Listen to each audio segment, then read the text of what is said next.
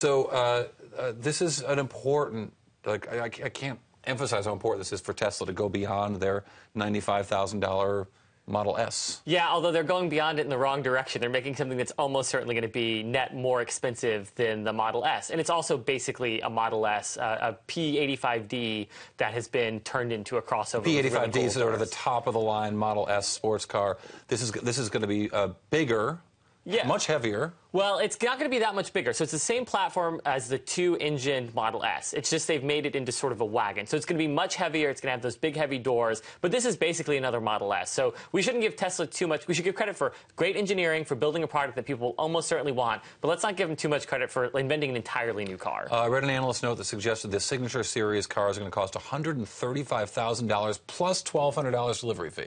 Yeah, that's about right. I mean, these are expensive cars. Let's back up. It's a $135,000 SUV, station wagon.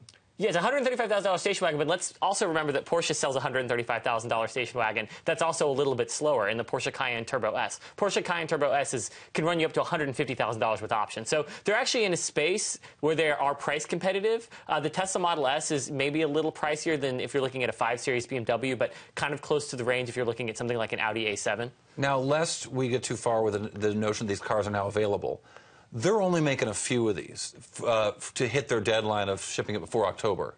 Right. These are the Founder Series cars that if you are a Tesla founder and if something breaks, you're not going to get mad and immediately go to Twitter. That's what these cars are. They originally said they were going to try to build 7,000 this year, which I'm a little bit skeptical of. They're probably making 20 or 30 of these? These Founders numbers? These Founders numbers are probably even fewer than that. I think that the production is going to start... I want you to say that again. How many cars do you think they're making? I think that probably about 24, maybe 24 cars. Let's give them credit. 24 cars for friends and family. Yeah.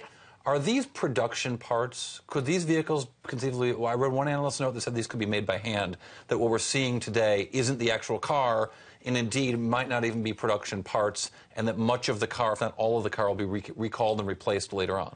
That's entirely possible. But we see this with regular manufacturers, too. So the press cars that go out for us to review are often pre-production models, which are hand-built, which are put together, which bear 99% resemblance to what you're actually going to get, but may have a few things that have to get pushed together in terms of switch gear and other parts. So while Tesla has delayed this, and the car was originally supposed to come out in 2013, that's what Elon Musk told Jerry Brown. 2013? 2013 was when this car was supposed to come out. 2 years ago. I said 2014 before I'm wrong. No. In 2012, Elon Musk told Jerry Brown the car was coming out in 2013. My governor. Yeah, but when you lie to a politician, it's okay. You can get away with it.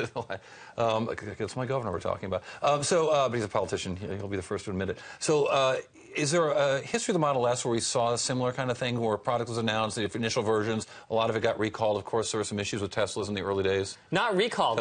Tesla doesn't do recalls. They're just going to make some modifications. Right. They're going to send out a technical service. They're going to make your car better, some over-the-air updates, because it all follows the Silicon Valley model. They're going to ship out updates, just like when you get your, you download iOS, the new version from Apple. It's not called a recall. Yeah, it's not called a recall. It's called an update, and they make you do it. The NTSB had some issues with that, as I recall. Yeah. Let me ask you, finally, when do you expect this car to actually be in production, as opposed to some handmade vehicles going out the factory door? They're pretty close, and people will start noticing. I don't think Tesla's dumb enough to put something like this on in a big event saying, hey, the cars are going out, without starting to fulfill some of the orders in the first and second quarter. What we want to see, though, is them be able to build the 20,000 cars that they say that they have pre-orders for and get those done in the next year. The forums online suggest there's more than this. There's more like 35,000 pre-orders. So there were 20,000 earlier this year. We don't have a final number for what they are. But also, really importantly, there's a refundable deposit that went out before they knew how much the car was going to cost.